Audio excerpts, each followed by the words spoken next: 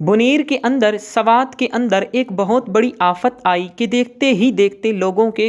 گھر تباہ و برباد ہو گئے اور آنن فانن سینکڑوں ہزاروں کی تعداد میں لوگوں کے گھر اجڑ گئے۔ بادل پھٹنے سے پانی کا ایسا بڑا سیلاب آیا جو گھروں کے گھر اپنے ساتھ بہا کر لے گیا۔ آخر ان لوگوں گناہ تھا کہ جس کے سبب ان پر یہ آفت ٹوٹ پڑی، اور ان لوگوں کا ایسا کون سا جرم تھا کہ جس کی سزا اللہ نے ان کو اس تباہی کی صورت میں دی ہے۔ اب یہاں پر میں آپ کے سامنے جو بات عرض کر رہا ہوں، اس کو آپ لوگوں نے بڑے ہی غور اور دھیان سے سن لینا ہے کہ اتنا بڑا اللہ کا عذاب وہاں پر آیا کہ وہ لوگ اس بات کے لیے اعلان کرتے رہے کہ یہاں پر لوگوں کو دفن کرنے کے لیے، قبروں کی کھدائی کے لیے ہمارے پاس افرادی قوت کم پڑ گئی ہے، لہٰذا دوسرے دیہاتوں کے لوگ یہاں آ کر ہمارے ساتھ قبریں بنوانے کے لیے ہماری مدد کریں، مرنے والوں کو کفن پہنانے کے لیے ہماری مدد کریں،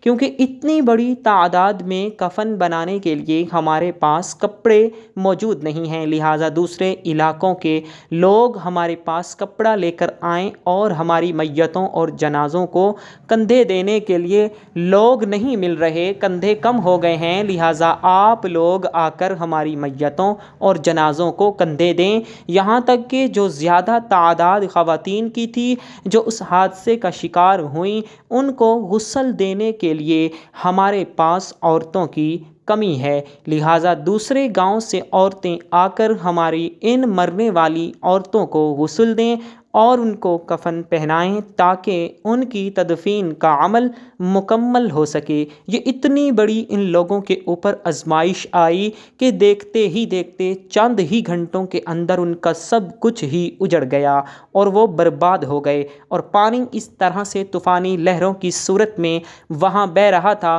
کہ جس طرح سے حضرت نوح علیہ السلام کے دور میں طوفان نوح آیا تھا، اور وہاں پر بھی دیکھتے ہی دیکھتے ان لوگوں کا سب کچھ تباہ و برباد، سبب اللہ تعالی نے ان کو اتنا بڑا عذاب ان کے اوپر نازل کیا۔ اب ہر کوئی یقیناً یہ سوچ رہا ہوگا کہ آخر ان لوگوں کا ایسا کون سا گناہ ہوگا کہ جس کی ان کو یہ سزا ملی ہے۔ ان کا گناہ یہ تھا کہ ان کی عورتیں جو ہیں وہ تو دیندار عورتیں ہیں اور برقعے کے اندر رہتی ہیں، اور ان کا گناہ یہ تھا کہ ان کے مرد جو ہیں وہ نمازی اور باقاعدہ شرع کے اوپر چلنے والے ہیں اور شریعت کے بھی پابند لوگ ہیں، اور آپ ان کے بازاروں کے اندر بھی جا کر دیکھیں تو کوئی ان کے بازاروں میں ایسی بے حیائی اور فحاشی بھی نہیں ہے جس طریقے سے عمومی طور پر پاکستان کے دوسرے شہروں میں دیکھنے کو ملتی ہے۔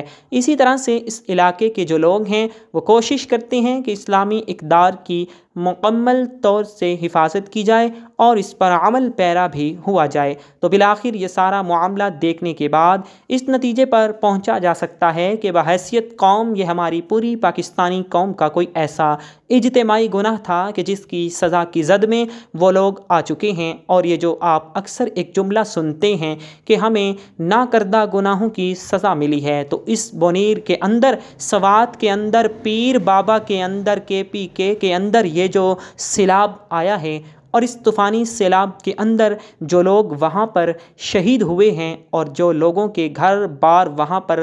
تباہ و برباد ہو گئے ہیں، یہ ہمارا مجموعی گناہ ہے، پوری قوم کا گناہ ہے کہ اس کی سزا کی زد میں وہ لوگ آ چکے ہیں۔ اس کی وجہ شاید یہی ہے کہ ہمارے کردہ گناہوں پر نہ بولنے کی ان کو بھی سزا ملی ہے، اور اس کی زندہ مثال یہ ہے کہ ابھی چند دن پہلے گزرنے والی 14 اگست پر ہمارے لوگوں نے کس طریقے سے بے حیائی کی عالمی مثالیں قائم کیں، کس طریقے سے یہ منایا گیا کہ آباد شاہی مسجد کا تقدس وہاں پر جا کر لوگوں نے پامال نہیں کیا، کیا وہاں پر ڈانس نہیں ہوتے رہے،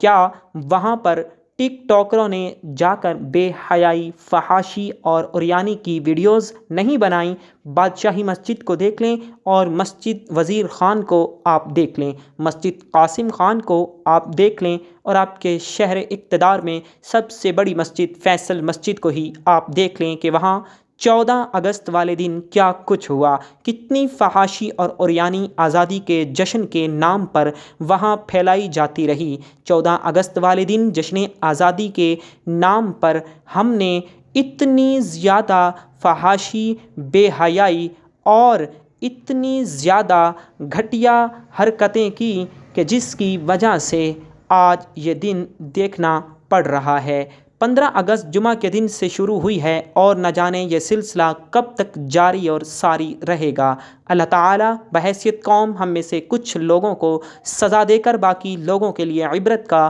نشان بنانا چاہتا ہے، اور باقی لوگوں کو بھی یہ پیغام دینا چاہتا ہے کہ اگر ان لوگوں پر اس طرح سے عذاب آیا ہے تو اس عذاب کی لپیٹ میں تم لوگ بھی آ سکتے ہو، لیکن شاید اللہ پاک ایسے لوگوں کو مہلت دیتا ہے کہ جو بڑے بڑے گناہوں کے اندر ملوث ہو جاتے ہیں، تاکہ وہ اپنی قوم کے لوگوں کا حال دیکھ کر عبرت حاصل کریں اور مرنے سے پہلے پہلے اپنے گناہوں سے توبہ طائب ہو جائیں۔ دراصل یہ ہمارے لیے اللہ تبارک و تعالی نے ایک سبق دیا ہے کہ وہ لوگ تو شہید ہو گئے کہ یقیناً ان کا اگلا جہان تو اللہ تعالی نے بہت ہی عمدہ اور اعلیٰ رکھا ہوگا، لیکن یہ ہمارے لیے ایک بہت ہی بڑا سبق ہے اور ہمارے لیے عبرت کا نشان بھی ہے کہ جن علاقوں کے اندر جا کر لوگ اس طریقے سے فحاشی اور عریانی کو پھیلاتے ہیں، بے حیائی کو پھیلاتے ہیں، وہاں کے ہوٹلوں میں کیا کچھ ہوتا ہے،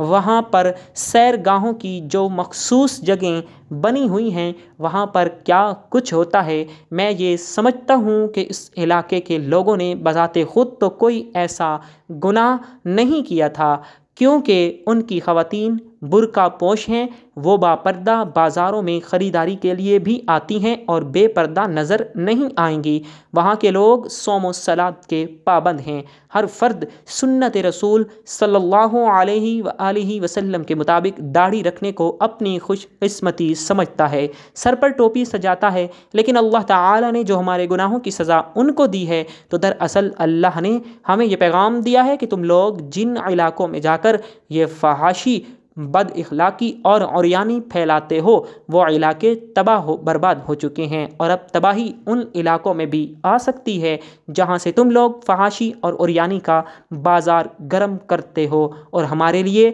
اللہ تعالیٰ نے یہ سبق رکھا ہے کہ اللہ تعالیٰ کی لاٹھی جو ہے وہ بے آواز ہیں، اور جب اللہ تعالیٰ چاہتا ہے تو اس طریقے سے اپنی گرفت میں اللہ تعالیٰ لے لیتا ہے۔ لیکن اگر ابھی بھی ان تمام حالات و واقعات کو دیکھ کر ہم سبق نہ حاصل کر سکے تو یقیناً ہم اس انتظار کے اندر ہیں کہ یہ سلسلہ ہمارے اور ہمارے آن جان پہچان والے گھروں تک بھی پہنچ جائے، کیونکہ اگر ابھی ہم سبق حاصل نہیں کرتے تو پھر یقیناً اسی وقت سبق حاصل کریں گے جب یہ معاملہ اور یہ عذاب ہمارے گھروں پر بھی نازل ہونا شروع ہو جائے گا، کیونکہ ہر طرح کی فحاشی ہم ہی پھیلاتے ہیں، عریانی ہم پھیلاتے ہیں، اور ہر طرح کی بد عقیدگی ہم پھیلاتے ہیں، لیکن پھر بھی اللہ تعالیٰ نے ہمیں مہلت عطا فرمائی ہے اور اللہ ہمیں موقع دیتا ہے کہ ہم اپنے گناہوں سے توبہ طائب ہو سکیں۔ لیکن ہمارا طریقہ کار یہ ہے کہ جب بھی کوئی ایسا واقعہ ہوتا ہے تو ہم میں سے ہر کوئی ایسے واقعات کی ویڈیوز، ایسے مزے لے لے کر سوشل میڈیا پر ڈالنے لگ جاتا ہے کہ جیسے ہم تو بہت دودھ کے دھلے ہیں اور ہم نے تو کبھی کوئی گناہ کیا ہی نہیں۔ حالانکہ یہ ایک مہلت ہے سمجھنے والوں اور عقل والوں کے لیے کہ ابھی بھی وقت ہے، اللہ تعالیٰ سے سچے دل سے اور صدق نیت سے توبہ اور استغفار کر لو، اور آئندہ کے لیے اپنے گناہوں سے توبہ طائب ہو جاؤ۔ اللہ سبحانہ و تعالیٰ سے دعا ہے کہ یا اللہ پاک، بنیر کے اندر KPK کے اندر جتنے بھی لوگ اس حادثے کا شکار ہوئے ہیں ان کی بخشش اور مغفرت فرما کر ان کے درجات کو بلند فرما، اور ہمارے کردہ اور نہ کردہ گناہوں سے ہماری توبہ قبول فرما، اور آئندہ ہمیں اس طرح کے حادثات سے محفوظ و مامون فرما، آمین یا رب العالمین۔ ناظرین، آخر میں درخواست کرتا ہوں کہ ثواب کی رسول حضرت محمد مصطفیٰ صلی اللہ علیہ وآلہ وسلم کے 99 ناموں میں سے ایک خوبصورت نام نیچے کمنٹ